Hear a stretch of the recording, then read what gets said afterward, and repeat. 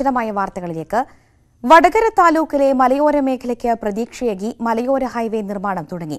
കിഫ്ബിയിൽ നിന്ന് 49.22 കോടി ചിലവഴിച്ചാണ് പല്ലുവായി തൊട്ടിൽപ്പാലം മലയോര ഹൈവേയുടെ നിർമ്മാണം. നിർമ്മാണ പ്രവൃത്തിയുടെ ഉദ്ഘാടനം മന്ത്രി പി.എ. മുഹമ്മദ് റിയാസ് നിർവഹിച്ചു.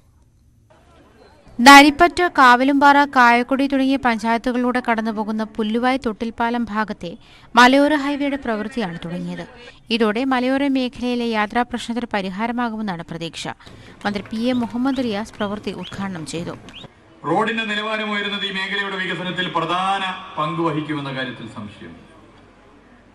നമുക്കറിയാം, മലയോര മേഖല കാർഷിക മേഖലയാണ്. കാർഷിക മേഖലയെ ശക്തിപ്പെടുത്താൻ ഈ പദ്ധതി പൂർത്തീകരണം തീർച്ചയായും സഹായകരമാകും.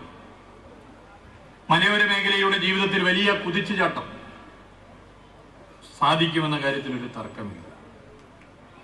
സമയബന്ധിതമായി ഈ പ്രവൃത്തി പൂർത്തീകരിച്ച് മുന്നോട്ട് പോകുന്നതിന് കഠിന ശ്രമം പൊതുമരാമത്ത് വകുപ്പ് നടത്തും എന്നുള്ളതോടെ പ്രത്യേകം പറയാൻ ഞാൻ ആഗ്രഹിക്കുകയാണ്. മലയോര തീരദേശ ദേശീയപാതകൾ 2025 പൂർത്തിയാക്കുമെന്ന് മന്ത്രി വ്യക്തമാക്കി. കിഫ്ബിയിൽ നിന്നും 49.22 കോടി രൂപ ചെലവഴിച്ചാണ് ഹൈവേ നിർമ്മിക്കുന്നത്. 42.94 കോടി രൂപ ചെലവഴിച്ച് നിർമ്മിക്കുന്ന കുളങ്ങരത്ത് വാളൂക്ക് വിലങ്ങാട് റോഡിന്റെ പ്രവൃത്തി ഉദ്ഘാടനവും മന്ത്രി നിർവഹിച്ചു. ന്യൂസ് 18 വടകര. കണ്ണൂർ സർവകലാശാല യൂണിയൻ കലോത്സവത്തിന് ഇന്ന് കാസർഗോഡ് ഗവൺമെന്റ് കോളേജിൽ തിരിതെളിയും. ആദ്യമായി പൂർണ്ണമായും ഓൺലൈനായാണ് കലോത്സവത്തിന്റെ രജിസ്ട്രേഷൻ നടത്തിയത്. 102 കോളേജുകളിൽ നിന്നായി 4280 മത്സരാർത്ഥികൾ വിവിധ മത്സര ഇനങ്ങളിൽ മാറ്റുരയ്ക്കും. ചരിത്രത്തിലാദ്യമായി ഗ്രൂപ്പുകളിലടക്കം 1ഉം 2ഉം സ്ഥാനം ലഭിക്കുന്ന മുഴുവൻ മത്സരാർത്ഥികൾക്കും ഇത്തവണ ട്രോഫി നൽകുന്നു. മാർച്ച് 25-ന് സ്റ്റേജ് മത്സരങ്ങളുടെ ഉദ്ഘാടനം മന്ത്രി ഡോക്ടർ ആർ ബിന്ദുവും സ്റ്റേജ് ഇതര മത്സരങ്ങളുടെ ഉദ്ഘാടനം മാധ്യമപ്രവർത്തകൻ പ്രമോദ് രാമനും നിർവഹിക്കും. കലോത്സവം 27-ന് സമാപിക്കും.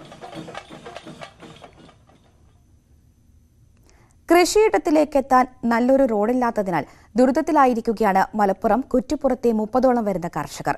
കൃഷിയിടത്തിലേക്ക് ആവശ്യമായ ലോഡ് കണക്കിന് നെല്ലും മറ്റും വാഹന സഹായമില്ലാതെ ചുമടുകളാക്കിയാണ് ഓരോരുത്തരും എത്തിക്കുന്നത്. കുറ്റിപ്പുറം, പേരശന്നൂർ, പുഞ്ചപ്പാടത്തെ നെൽകർഷകരാണ് റോഡില്ലാത്തതിനാൽ ദുരിതത്തിലായത്. കുറ്റിപ്പുറത്തെ ഏറ്റവും വലിയ പാടശേഖരമാണ് പേശന്നൂർ പുഞ്ചപ്പാടം. പേശന്നൂർ, പൈങ്കണ്ണൂർ കേന്ദ്രമായി 300 ഏക്കറിലധികമാണ് പാടശേഖരമുള്ളത്. 30ഓളം കർഷകരാണ് ഇവിടെ കൃഷി ചെയ്തു വരുന്നത്. എന്നാൽ ഇവർക്ക് വേണ്ട ഗതാഗത സൗകര്യം ഇല്ലെന്നതാണ് യാഥാർത്ഥ്യം. തൊട്ടടുത്ത പഞ്ചായത്തായ ഇരുമ്പിളിയത്തെ മങ്കേരിയിൽ നിന്ന് വേണം ട്രാക്ടർ അടക്കമുള്ളവ കൃഷിസ്ഥലത്തെത്തിക്കാൻ. കൃഷിയിലെ നഷ്ടം ഒരു വശത്ത് നിൽക്കുമ്പോൾ റോഡില്ലാത്തതിനാൽ കൂലി കൊടുത്ത് അത്രയും ദൂരം വാഹനങ്ങൾ പാടശേഖരത്തിലെത്തിക്കുന്നത് താങ്ങാനാകുന്നതിലും അപ്പുറമാണിവർക്ക്. നടന്നിറങ്ങാൻ പോലും റോഡില്ലാത്ത സ്ഥിതിയാണ് ഈ ഭാഗത്തുള്ള കർഷകർ. ഏകദേശം 1.5 കിലോമീറ്റർ 2 കിലോമീറ്ററോളം ഇവിടെ കൃഷി ചെയ്യുന്നുണ്ട് പാടശേഖരത്തിൽ. പക്ഷേ ഏറ്റവും വലിയ കുറ്റിപ്പുറം പഞ്ചായത്തിലെ ഏറ്റവും വലിയ പാടശേഖരമാണ് പേരശന്നൂർ, പൈങ്കണ്ണൂർ കേന്ദ്രീകരിച്ചുള്ളത്. ഈ ഭാഗത്ത് റോഡില്ലാത്ത വിഷമം കാരണം കേരള സർക്കാർ സബ്സിഡി കൊടുത്തിട്ട് ഇവർക്കത് മുതലാവില്ല. അതിൻ്റെ അപ്പുറത്തെ പ്രശ്നമാണ് ഇവിടുന്ന് കൂലി കൊടുത്തിട്ട് ആളുകളെ വെച്ചിട്ട് ഇവിടുന്ന് ഏറ്റിട്ട് കൊണ്ടുപോകണം. അതൊരു പരിഹാരം എന്ന രീതിയിലാണ് നമുക്ക് ആവശ്യം. നെല്ല് കൊയ്യാനും നടാനും വണ്ടി വരുന്നില്ല. ഈ കാണുന്ന കട ഇത് മലയാണ് കാണുന്നത്, റോഡില്ല. അപ്പോൾ ഞങ്ങൾക്ക് ആവശ്യം ഒരു വഴി വേണം, നല്ല വഴി വേണം. അതുകൊണ്ട് ഇപ്പോൾ കണ്ട നെല്ലൊക്കെ കൊയ്ത് കയറ്റി വെച്ചിരിക്കുകയാണ്, കൊണ്ടൊരു വഴിയില്ല. ഒരു ചാക്ക് 100 രൂപ കൊടുത്താണ് ഇപ്പോൾ നെല്ല് കയറി പോകുന്നത്. കൃഷിയിലേക്ക് ആവശ്യമായവയെല്ലാം ചുമടുകളിലാക്കിയാണ് ഇവർ എത്തിക്കുക. കൃഷി കഴിഞ്ഞുള്ള വൈക്കോൽ കൂനകളും ഇത്തരത്തിൽ തന്നെയാണ് കുന്നായ റോഡിലൂടെ ഇവർ കയറ്റിക്കൊണ്ടുപോകുന്നത്. ഒരു ചാക്ക് നെല്ലിന് 100 രൂപ എന്ന കണക്കിനാണ് തൊഴിലാളികളുടെ വേതനം. അതിവർഷം ഇപ്പോൾ വന്നു, ഈ വർഷം പൊതുവിൽ നഷ്ടം. അതുകൂടാതെ ഇപ്പോൾ ഈ നെല്ലും വൈക്കോലും ഇങ്ങനെ കൊണ്ടുപോകും കൂടി ആയാൽ പിന്നെ കൂടുതൽ നഷ്ടത്തിലേക്ക് കലാശിക്കുള്ളൂ. അപ്പോൾ എല്ലാവരും ഈ കൃഷിപ്പണിയിൽ നിന്ന് ഇങ്ങനെ പിൻവാങ്ങിക്കൊണ്ടിരിക്കും. അത് ഒഴിവാക്കാൻ വേണ്ടിയിട്ടാണ് എന്തെങ്കിലും സംവിധാനം സർക്കാരിൻ്റെ അല്ലെങ്കിൽ പഞ്ചായത്തിൻ്റെ, ബ്ലോക്ക് പഞ്ചായത്തോ ജില്ലാ പഞ്ചായത്തോ ആരെങ്കിലുമൊക്കെ ഇടപെട്ടിട്ട് ഇത് ചെയ്യാന്നുണ്ടെങ്കിൽ വളരെ സൗകര്യം. റോഡ് നിർമ്മിക്കാൻ ആവശ്യപ്പെട്ട് നിരവധി തവണ അധികൃതരെ സമീപിച്ചെങ്കിലും ആരും നാളിതുവരെ തിരിഞ്ഞു നോക്കിയിട്ടില്ലെന്നതാണ് പരാതി. നഷ്ടത്തിലായ കൃഷിയും പൊള്ളുന്ന വേനലും വലയ്ക്കുമ്പോൾ ആശ്വാസമായി റോഡെങ്കിലും യാഥാർത്ഥ്യമാക്കി തരണമെന്നാണ് ഇവിടത്തെ കർഷകർ പറയുന്നത്. ന്യൂസ് 18 കുറ്റിപ്പുറം. കാർഷിക കേരളം.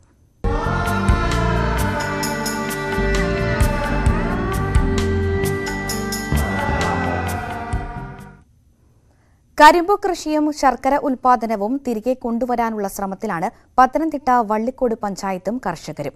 ശർക്കരയുടെ വിലവർധനവും കൃഷിവകുപ്പിന്റെ പ്രോത്സാഹനവുമാണ് കരിമ്പ് കൃഷിയിലേക്ക് കർഷകരെ ആകർഷിക്കുന്നത്. കരിമ്പ് കൃഷിയിലും ശർക്കര ഉൽപാദനത്തിലും വള്ളിക്കോട് പഞ്ചായത്തായിരുന്നു വിപണിയിൽ മുന്നിൽ. മായമില്ലാത്ത വള്ളിക്കോട് വാഴമുട്ടം ശർക്കരയ്ക്ക് ആവശ്യക്കാരും ഏറെയായിരുന്നു. എന്നാൽ തുടർച്ചയായുള്ള വില തകർച്ചയും വെള്ളപ്പൊക്ക ഭീഷണിയുമാണ് കർഷകർ കൃഷി ഉപേക്ഷിക്കാൻ കാരണം. മറ്റു കൃഷിയേക്കാൾ കരിമ്പ് കൃഷി ഇന്ന് ആദായകരമായ സാഹചര്യത്തിലാണ് കൃഷി പുനരാരംഭിച്ചത്. നേരത്തെ ഈ കരിമ്പ് കൃഷി ഇവിടെ അവസാനിക്കുന്ന ആ ഒരു സമയത്ത് ശർക്കരയ്ക്ക് പഞ്ചസാരയേക്കാൾ വില കുറവായിരുന്നു. ഇപ്പോൾ നല്ല നാടൻ ശർക്കര കിട്ടാനില്ലാത്തൊരവസ്ഥയാണ്. അതുപോലെ തന്നെ പഞ്ചസാരയെക്കാട്ടും ഒരു 3 ഇരട്ടി വില ഇപ്പോൾ ശർക്കരയ്ക്ക് ലഭിക്കുന്നുണ്ട്. അപ്പോൾ നമുക്കിതൊരു തുടക്കം കുറിച്ചുകൊണ്ട് വരും വർഷങ്ങളിൽ വ്യാപകമായി കൃഷി ചെയ്ത് ആ പഴയ ഒരു സമ്പൽ സമൃദ്ധിയിലേക്ക് ഈ നാടിനെ കൊണ്ടുപോകാമെന്നൊക്കെയാണ് ഞങ്ങളുടെ ഒരു സ്വപ്നവും ആഗ്രഹവും. വള്ളിക്കോട് പഞ്ചായത്തിലെ വാഴമുട്ടം പാടശേഖരങ്ങളിൽ 20ഓളം കർഷകരാണ് കരിമ്പ് കൃഷി ചെയ്യുന്നത്. കൃഷിവകുപ്പാണ് കർഷകർക്ക് ആവശ്യമായ മാർഗനിർദ്ദേശങ്ങൾ നൽകുന്നത്. കർഷകർ ഉൽപ്പാദിപ്പിക്കുന്ന കരിമ്പ് ശർക്കരയാക്കി വിപണിയിലെത്തിക്കുന്നതിന് മില്ലുകൾ സ്ഥാപിച്ചു നൽകുമെന്നും പഞ്ചായത്ത് വ്യക്തമാക്കി. കൃഷി എന്ന് പറഞ്ഞാൽ തലക്കം, അതായത് ഇതിൻ്റെ നടിയിൽ ഉൽപ്പന്നം നമ്മൾ സൗജന്യമായി മറയൂരിൽ നിന്നും അവിടുത്തെ ഒരു സൊസൈറ്റിയുമായി ബന്ധപ്പെട്ട് നമ്മൾ സൗജന്യം എത്തിച്ചു കൊടുത്തിട്ടുണ്ട്. അതോടൊപ്പം തന്നെ ഉഴവ് കൂലി എന്നുള്ള നിലയിൽ ഒരു ഹെക്ടറിന് 7500 രൂപ നമ്മൾ പഞ്ചായത്തിൻ്റെ സ്കീമിൽ വെച്ച് അവർക്ക് മാറി കൊടുക്കാനുള്ള നടപടികൾ സ്വീകരിച്ചു വരുന്നു. അതോടൊപ്പം നമ്മൾ സ്റ്റേറ്റ് ഹോർട്ടിക്കൾച്ചർ മിഷൻ്റെ ഭാഗമായിട്ടുള്ള ഒരു സബ്സിഡിക്ക് വേണ്ടി നമ്മൾ ഡിപ്പാർട്ട്മെൻറ്റിനെ സമീപിച്ചിട്ടുണ്ട്. അത് ലഭ്യമാക്കാമെന്ന് മേലധികാരികൾ അറിയിച്ചിട്ടുണ്ട്. 10 മാസം കൊണ്ട് മികച്ച വിളവ് ലഭിക്കുന്ന മധുരിമ ഇനമാണ് കൃഷി ചെയ്യുന്നത്. ന്യൂസ് 18 പത്തനംതിട്ട. മുക്കം ചേന്നമംഗല്ലൂർ പുൽപ്പറമ്പിൽ ഗ്രാമചന്ത സംഘടിപ്പിച്ചു. പ്രദേശത്തെ റെസിഡൻസ് അസോസിയേഷനുകളുടെയും യുവാക്കളുടെയും കൂട്ടായ്മയിലാണ് ചന്ത സംഘടിപ്പിച്ചത്. കർഷകരുടെ ഉൽപ്പന്നങ്ങൾ നേരിട്ട് ഉപഭോക്താക്കളിൽ എത്തിക്കുക, പുതുതലമുറയ്ക്ക് പഴയകാല ചന്ത പരിചയപ്പെടുത്തുക തുടങ്ങിയ ലക്ഷ്യത്തോടെയാണ് ഗ്രാമചന്ത സംഘടിപ്പിച്ചത്. നഗരസഭാ ചെയർമാൻ PT ബാബു ഗ്രാമചന്തയുടെ ഉദ്ഘാടനം നിർവഹിച്ചു. പുൽപ്പറമ്പിന് തൊട്ടടുത്ത സ്ഥലങ്ങളായ ചേന്നമംഗലൂർ, കൂളിമാട്, പാഴൂർ, ചാത്തമംഗലം തുടങ്ങിയ പ്രദേശങ്ങളിലെ കർഷകരുടെയും മറ്റുൽപാദകരുടെയും ഉൽപ്പന്നങ്ങളാണ് വിൽപ്പനയ്ക്കായി എത്തിച്ചത്. നാടൻ പച്ചക്കറികൾ, മൺപാത്രങ്ങൾ, തേൻ, വിവിധതരം പായസങ്ങൾ, മത്സ്യം, കോഴി, കാർഷിക വിത്തുകൾ തുടങ്ങിയവയെല്ലാം വിൽപ്പനയ്ക്കായി എത്തിച്ചിരുന്നു. പ്രദേശവാസികൾ കുടുംബത്തോടെയാണ് ചന്ത കാണാൻ എത്തിയത്. പുൽപ്പറയിലുള്ള വയലോരം, ആയിപ്പൊറ്റ, ഗ്രീൻ റാലി, റെസിഡൻസ് അസോസിയേഷനുകളുടെയും പ്രദേശത്തെ യുവാക്കളുടെയും കൂട്ടായ്മയായ ഹിത്മ ടൈംസ് എന്ന സംഘടനയുടെയും നേതൃത്വത്തിലാണ് ഗ്രാമചന്ത ഒരുക്കിയത്. ഈ ഗ്രാമത്തിൻ്റെ ഒരു ഉത്സവമായിക്കൊണ്ടാണ് ഈ ചന്ത നടന്നിട്ടുള്ളത്. ചേന്നമംഗല്ലൂർ, കൂളിമാട്, പാഴൂർ, ചാത്തമംഗലം, നായർക്കുഴി തുടങ്ങിയ പ്രദേശങ്ങളിൽ നിന്നെല്ലാം കർഷകർ, മറ്റ് ഉൽപ്പാദകർ അവരുടെ ഉൽപ്പന്നങ്ങൾ നേരിട്ട് ഉപഭോക്താക്കളിലേക്ക് എത്തിക്കുന്ന രീതിയാണ് ഈ ഗ്രാമചന്ത കൊണ്ട് ഉദ്ദേശിച്ചിട്ടുള്ളത്. പച്ചക്കറികൾ, നമ്മുടെ നാട്ടിൽ നിന്നും അന്യം നിന്ന് പോയിട്ടുള്ള വിവിധ വസ്തുക്കൾ, ഈന്തുപൊടി, വിവിധതരം പായസങ്ങൾ, പ്ലാസ്റ്റിക് ഉൽപ്പന്നങ്ങൾ, കത്തി, മുറം, ചട്ടി, അതേപോലുള്ള വിവിധ സാധനങ്ങൾ, ഈ ഉപ്പ് മുതൽ കർപ്പൂരം വരെ എന്ന രീതിയിൽ ഇവിടെ നിന്ന് ആളുകൾക്ക് വാങ്ങിപ്പോകാവുന്നതാണ്. പുൽപ്പറമ്പിൽ ഇന്നൊരു ഉത്സവത്തോട് കൂടിയിട്ടാണ് ആളുകൾ ഇത് നെഞ്ചേറ്റിട്ടുള്ളത്. നേരത്തെയും പ്രദേശത്ത് ചന്ത നടത്തിയിട്ടുണ്ട്. വരും നാളുകളിൽ ഇത് തുടരാൻ ശ്രമിക്കുമെന്ന് സംഘാടകർ പറയുന്നു. ന്യൂസ് 18 മുക്കം. വയനാട്ടിൽ കൽപ്പറ്റയിൽ ഉൾപ്പെടെ KSRTC ഡിപ്പോയിൽ നിന്നുള്ള ബസ്സുകൾ വ്യാപകമായി വെട്ടിക്കുറയ്ക്കുന്നതായി ആരോപണം. ഗ്രാമീണ, മലയോര സർവീസ് ഉൾപ്പെടെ വെട്ടിക്കുറച്ചതോടെ വിദ്യാർത്ഥികളടക്കമുള്ള യാത്രക്കാർ ദുരിതത്തിലാണ്. കൽപ്പറ്റ KSRTC ഡിപ്പോയിൽ നിന്നും മേപ്പാടി, ചൂരൽമല ഉൾപ്പെടെ പ്രധാന റൂട്ടുകളിൽ സർവീസുകൾ കുറവാണ്. ഇതിനു പുറമെയാണ് ട്രിപ്പുകൾ വെട്ടിക്കുറയ്ക്കുന്നതായുള്ള ആക്ഷേപമുയരുന്നത്. 15 കിലോമീറ്റർ ദൂരമുള്ള വിവിധ റൂട്ടുകളിൽ അല്പമെങ്കിലും സർവീസ് നടത്തുന്നത് സ്വകാര്യ ബസ്സുകളാണ്. പ്രതിദിനം 55 ഷെഡ്യൂളുകൾ നടത്തിയിരുന്ന കൽപ്പറ്റ ഡിപ്പോ നിലവിൽ 40 ഷെഡ്യൂളുകളെ നടത്തുന്നുള്ളൂ. സാധാരണക്കാരനെ ദ്രോഹിക്കുന്ന തരത്തിലുള്ള നടപടികളുമായിട്ടാണ് KSRTC ഇന്ന് കൽപ്പറ്റ ഡിപ്പോയെ കേന്ദ്രീകരിച്ച് മുന്നോട്ട് പോകുന്നത്. 20ഓളം ടെക്നിക്കൽ സ്റ്റാഫുകളെ മാനന്തവാടിയിലേക്ക് മാറ്റി 6ഓളം വരുന്ന ടൗൺ ടു ടൗൺ ബസ്സുകൾ മാനന്തവാടിയിൽ നിന്നും പുറപ്പെടുന്ന സാഹചര്യത്തിലേക്ക് കൊണ്ടുപോയി. അത്തരത്തിൽ കൽപ്പറ്റ കാരേജിനെ നമ്മുടെ കൽപ്പറ്റയിൽ നിന്നും ഇല്ലാതാക്കുന്ന രീതിയിലാണ് KSRTCയുടെ ഓരോ മൂവ്മെന്റും ദിനം പ്രതി ഉണ്ടാകുന്നത്. തോട്ടം മേഖലകളിൽ റൂട്ടുകളിൽ ആവശ്യത്തിന് ബസ് സർവീസ് ഇല്ലാത്തത് തൊഴിലാളികളുടെ ജോലിയെ ഉൾപ്പെടെ ബാധിക്കുന്നുണ്ട്. ഡിപ്പോയിൽ കൂടുതൽ സർവീസുകൾ ആരംഭിക്കുമെന്ന് ബന്ധപ്പെട്ടവർ അറിയിച്ചിട്ടുണ്ടെങ്കിലും ഒന്നും നടന്നില്ല. എന്നാൽ നിലവിലുള്ള സർവീസുകൾ ഉൾപ്പെടെ നിർത്തലാക്കുന്ന അവസ്ഥയാണുള്ളതെന്നും ആക്ഷേപമുണ്ട്. ന്യൂസ് 18 വയനാട്. കൊളുക്കുമലയുടെ കാഴ്ചകൾ വീണ്ടും സഞ്ചാരികൾക്ക് ആസ്വദിക്കാം. കോവിഡ് മൂലം നിലച്ചിരുന്ന കൊളുക്കുമല ടൂറിസം പുനരാരംഭിക്കാൻ നടപടിയായി. മൂന്നാറിലെത്തുന്ന സാഹസിക സഞ്ചാരികളെ ഏറ്റവുമധികം ആകർഷിക്കുന്ന യാത്രയാണ് കൊളുക്കുമലയിലേക്കുള്ള of road jeep സഫാരിയും ട്രക്കിങ്ങും.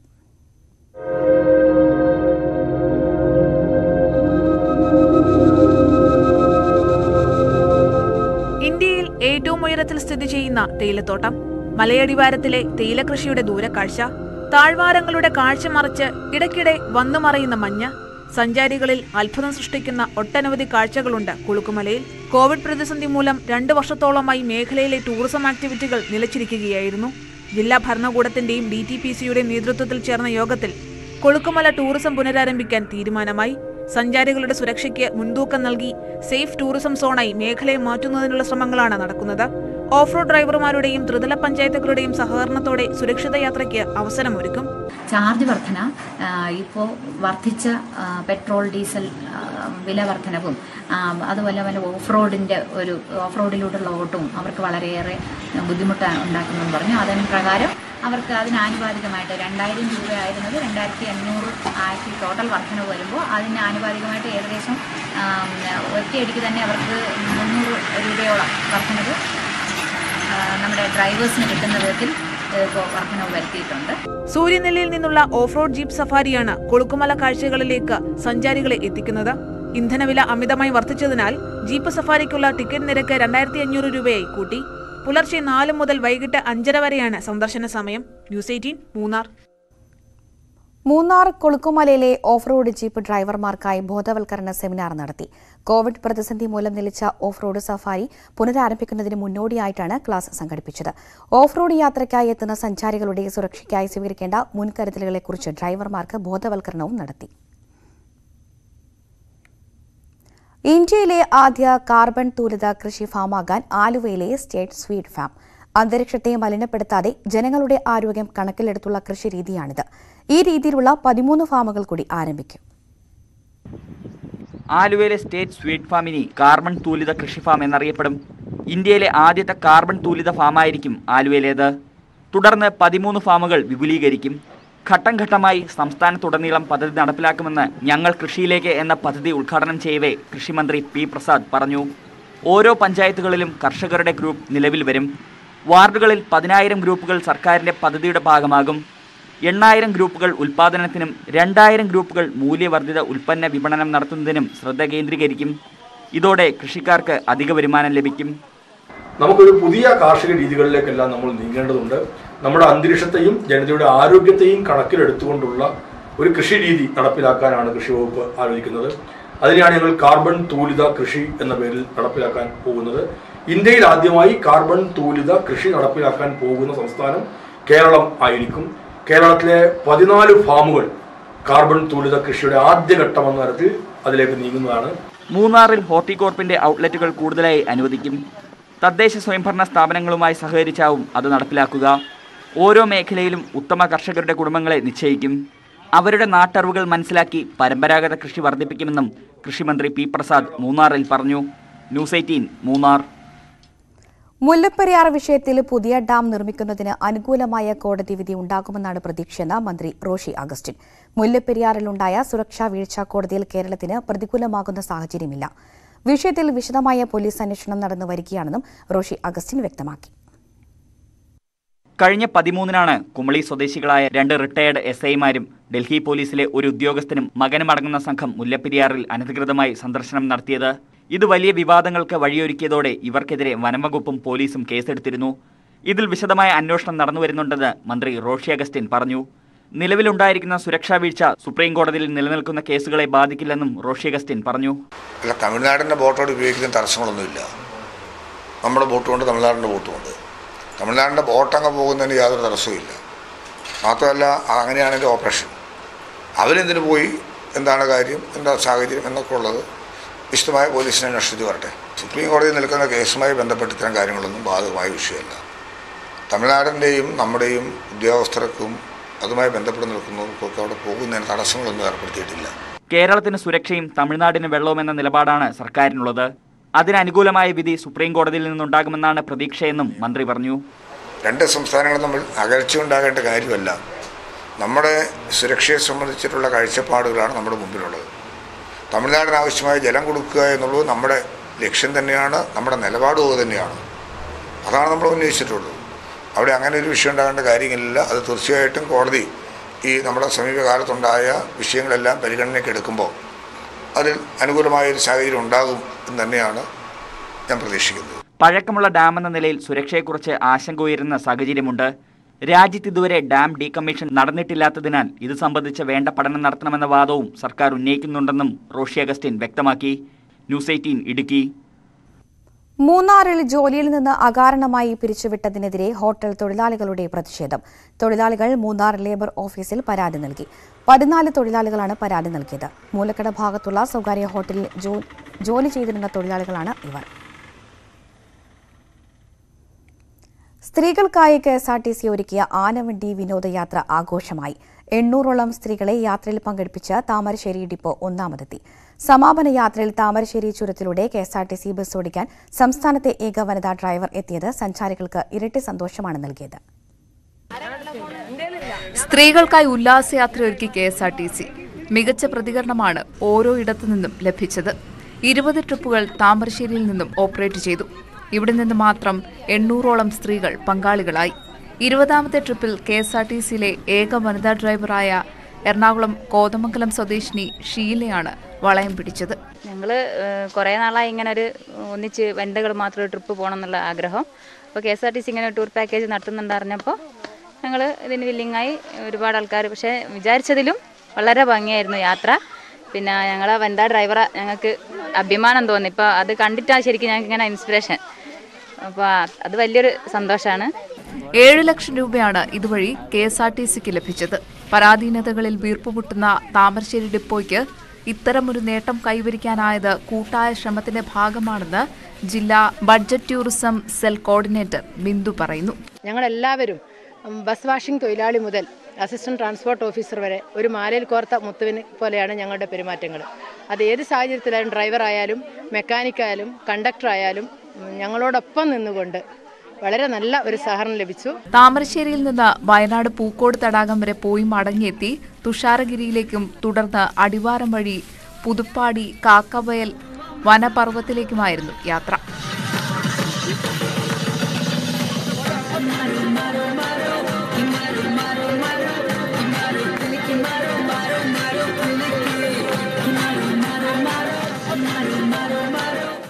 Thamarassery ചുരത്തിലൂടെ KSRTC bus ഓടിച്ച ആദ്യ വനിത എന്ന സ്ഥാനവും ഷീല സ്വന്തമാക്കി. വരുമ്പോൾ ചെറിയൊരു ഭയം, എന്താണെന്നുള്ള ചുരം എന്താണെന്നുള്ള അറിവ് അങ്ങനെ വലിയ അറിവൊന്നും ഉണ്ടായില്ല എനിക്ക്. അപ്പോൾ അതുകൊണ്ട് ചെറിയൊരു ഭയം ഉണ്ടായിരുന്നു. പിന്നെ സാർമാരൊക്കെ ഫുൾ സപ്പോർട്ടാണ് എൻ്റെ എപ്പോഴും. സാർമാരുണ്ട്, അതുകൊണ്ട് എനിക്ക് വലിയ പേടിയൊന്നും തോന്നിയില്ല. ന്യൂസ് 18 താമരശ്ശേരി.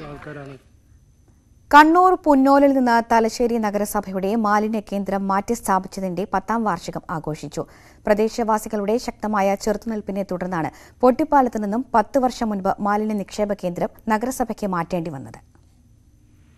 തലശ്ശേരി നഗരസഭയുടെ പല ഭാഗങ്ങളിൽ നിന്നും ശേഖരിക്കുന്ന മാലിന്യങ്ങൾ 10 വർഷം മുമ്പ് പുന്നോൽ പൊട്ടിപ്പാലത്തെ കേന്ദ്രത്തിലാണ് നിക്ഷേപിച്ചിരുന്നത്.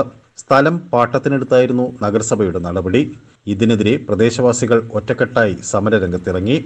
140ഓളം ദിവസം ഈ പ്രദേശത്തെ നൂറുകണക്കിന് ആളുകൾ സമരം ചെയ്ത് നേടിയെടുത്ത ഐതിഹാസികമായ ഒരു സമരത്തിൻ്റെ ഏറ്റവും സന്തോഷകരമായ 10ാം വാർഷികം ഇന്നിവിടെ ആഘോഷിക്കപ്പെടുകയാണ്. ജനകീയ സമരം വിജയിച്ചതിന്റെ 10ാം വാർഷികം പൊതുജനാരോഗ്യ സംരക്ഷണ സമിതിയുടെ നേതൃത്വത്തിലാണ് ആഘോഷിച്ചത്. പരിസ്ഥിതി പ്രവർത്തകൻ CR നീലകണ്ഠൻ ചടങ്ങ് ഉദ്ഘാടനം ചെയ്തു. സമിതിയുടെ general convener MV Abdul Nasir അധ്യക്ഷനായി. ന്യൂസ് 18 കണ്ണൂർ. ക്ഷേത്രാങ്കണത്തിൽ ഉറഞ്ഞാടി കരിഞ്ചാമുണ്ടി തെയ്യവും മാപ്പിള തെയ്യവും. പയ്യന്നൂർ കാനം മിന്നാടൻ തറവാട്ടിലാണ് ഐതിഹ്യ പെരുമയിൽ കരിഞ്ചാമുണ്ടിയും മാപ്പിള തെയ്യവും അരങ്ങിലെത്തിയത്.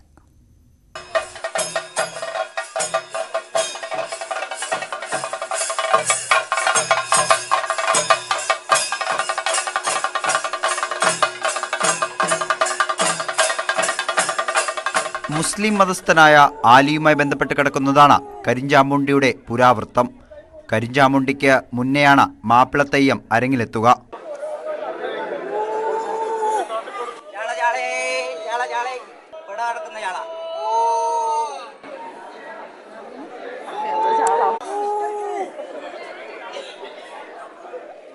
തണ്ടിൽ കെട്ടിയ മീൻകുടയുമായി അരങ്ങിലെത്തിയ മാപ്പിളത്തെയ്യം ഭക്തർക്കിടയിലെത്തി മീൻ കച്ചവടം ആരംഭിച്ചു. അതിനിടയിൽ തെയ്യം അഗ്നസ്നാനം നടത്തുകയും നിസ്കരിക്കുകയും ചെയ്യുന്നുണ്ട്. പിന്നാലെ എത്തുന്ന കരിഞ്ചാമുണ്ടി ഉറഞ്ഞാടുകയും ആലിത്തെയ്യത്തിന്റെ ചവിട്ടേറ്റ് നടുവൊടിഞ്ഞ് വീഴുകയും ചെയ്യുന്നു.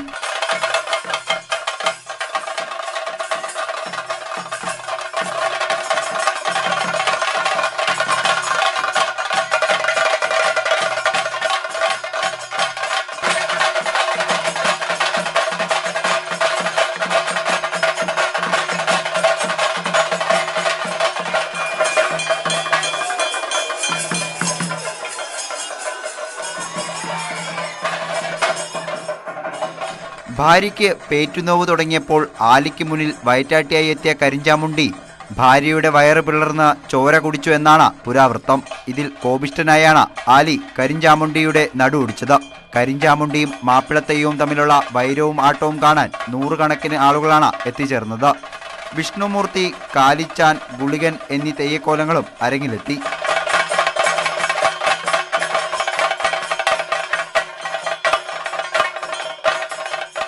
ന്യൂസ് 18 പയ്യന്നൂർ. നാട്ടുവർത്തമാനം പൂർത്തിയാകുന്നു. നമസ്കാരം.